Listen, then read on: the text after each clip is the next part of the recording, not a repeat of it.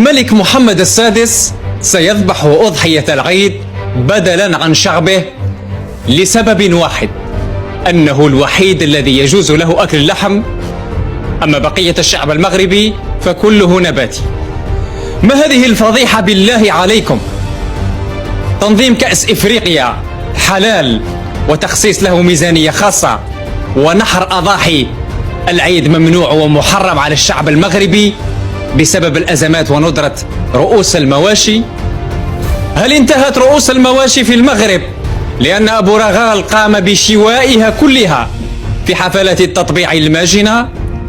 وهل استنزفت أيها الملك كل أوراق الفضائح لتخرج اليوم لنا بفضيحة مدوية تعلن فيها إلغاء عيد الأضحى وحرمان الشعب المغربي المسلم من أداء هذه الشعيرة العظيمة؟ هل أصاب مملكة المخزن الجنون؟ تبني الملاعب بأموال شعبها، تنظم كأس إفريقيا وتطمح لتنظيم كأس العالم، ثم تخرج أمام الجميع بوجه قبيح لتعلن خبرا وبيانا وقرارا يصيبك صراحة بالجنون؟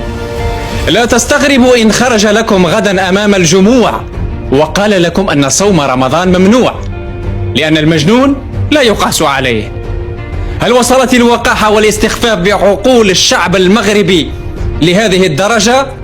وهل يريد الملك المغربي الخروج عن الملة؟